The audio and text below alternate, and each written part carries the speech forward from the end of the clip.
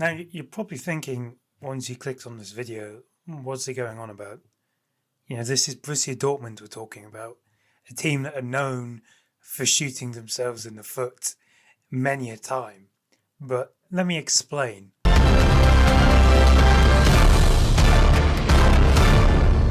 So, since Niko Kovac took charge earlier this year, only Bayern Munich have actually collected more points than Dortmund. So that in isolation shows that Dortmund have been very good under Kovac, and that obviously allowed them to finish in the top four. However, to caveat this, the reason that Dortmund were able to sneak into the top four on the final day is the teams above them kept tripping over one another.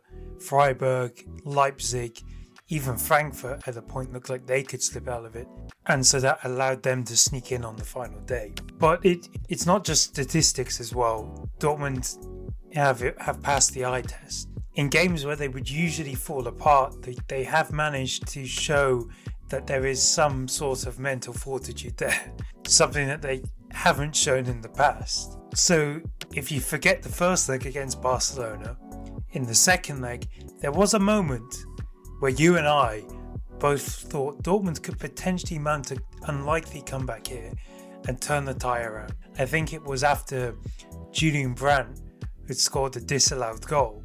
If the goal had counted, obviously, who knows what could have happened. While against Bayern Munich at the Allianz Arena, a game where Dortmund are notoriously poor in.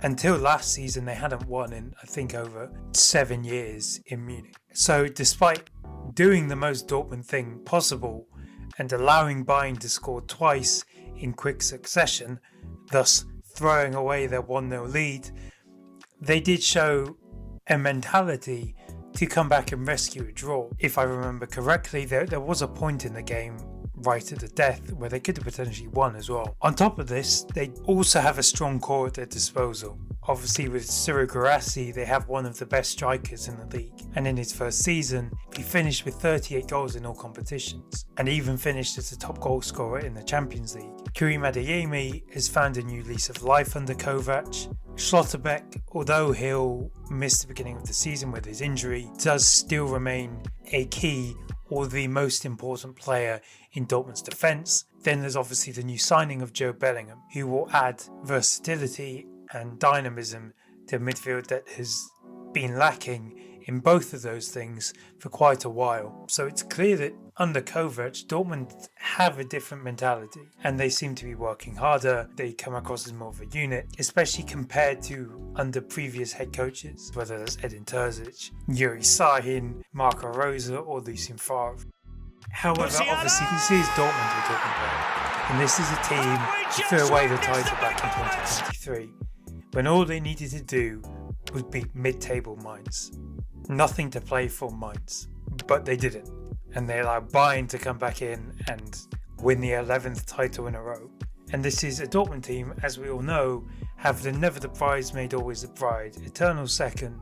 You're so close but yet so far. You get the point. They're known for not being winners, and this is a culture that is seeping through Dortmund. You can see it with recent quotes from Hans-Joachim Watzke about Florian Wirtz and Lars Ricken, and they just show that they're comfortable finishing second all the time, and it's filtered through the rest of the team. And whenever a manager comes across who shows ambition, they're usually fired. Thomas Tuchel is a great example. You have who is objectively one of Germany's best coaches, and at the time was one of Germany's most promising coaches. And they fired him because they had a falling out, because Tuchel wanted ambition. And allegedly this is also why Edin Terzic left. And it says a lot when you have someone who is a Dortmund fan having to leave his role as head coach of the club he supports because you're not showing enough ambition. Now on the screen, this is their best squad from last season. I say best in inverted commas because there are some things that, in my opinion, need to be changed. I mean, you have high earners like Emre Can, Niklas Süle, Marcel Sabitzer and Julian Brandt, all of whom earning a lot of money and not justifying it with their performances on the pitch.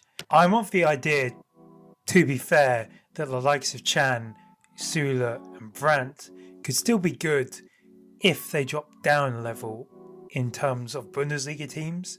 So there's obviously the top levels of Bayern, Dortmund, and then you go down and you've got Frankfurt, Leipzig, Stuttgart, Leverkusen. If they went down another level, I still believe they could be useful and actually quite good.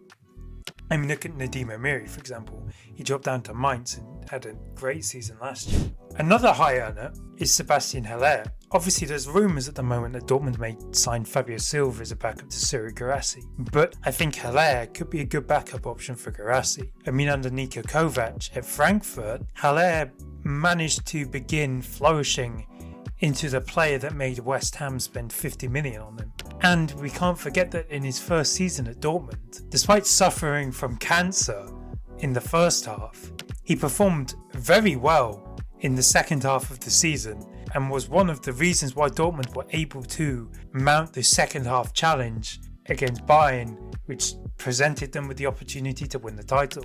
However, like most of Dortmund, since Haller missed that penalty, it's kind of been going downhill for him. But with Utrecht at the second half of last season, Haller did regain some confidence and actually find some of his form again, which could be a great help to Dortmund. Obviously, they also have Maxi Bayer as well.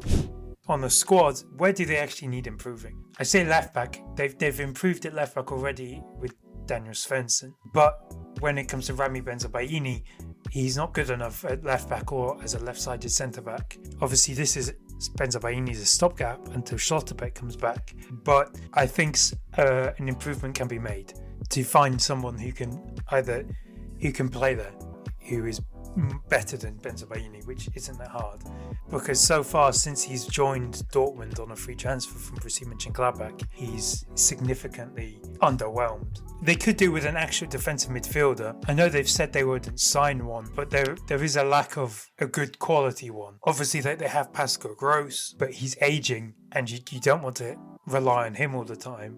Obviously Dortmund did try to sign Ardon Cheshire, the Club Brugge midfielder, but he did opt from AC Milan. While an option, if you go off the rumours coming out of Barcelona, could be Marc Casado, because he's relatively cheap, and is slightly more defensive minded.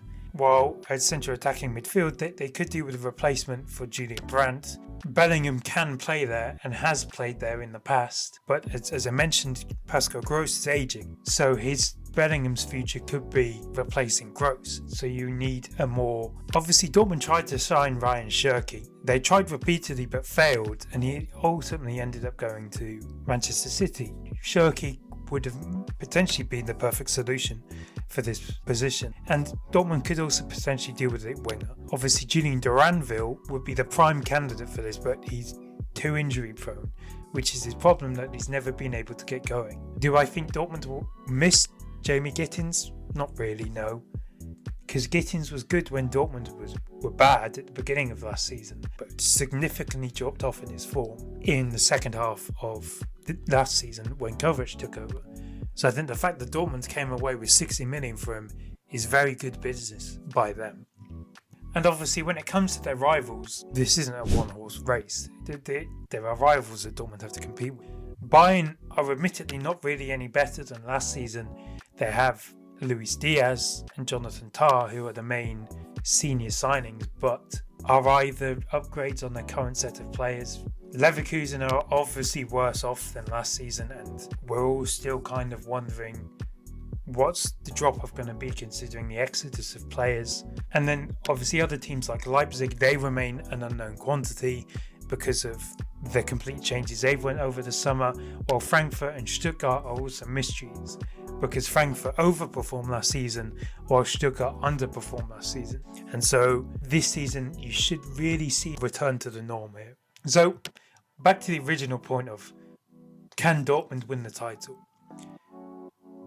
So Leverkusen, when they hired Xabi Alonso, they carried on their form from 2023 to the next season, which they ultimately won the title. Potential similarities to what Dortmund are going through, but we've got the Club World Cup as well. Bayern will be tied, which normally that would be a prime opportunity to take advantage here.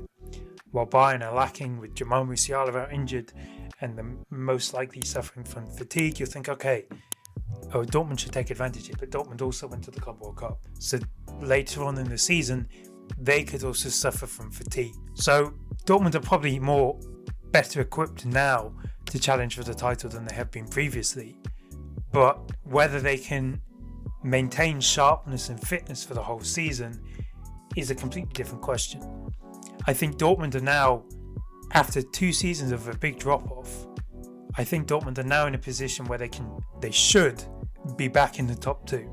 But obviously the nature of the Bundesliga means whether they can finish first is really entirely out of their own hands. They just have to play as well as they can and hope Bayern drop off. But considering Bayern could drop off, this could be a potential great opportunity for Dortmund to win the league.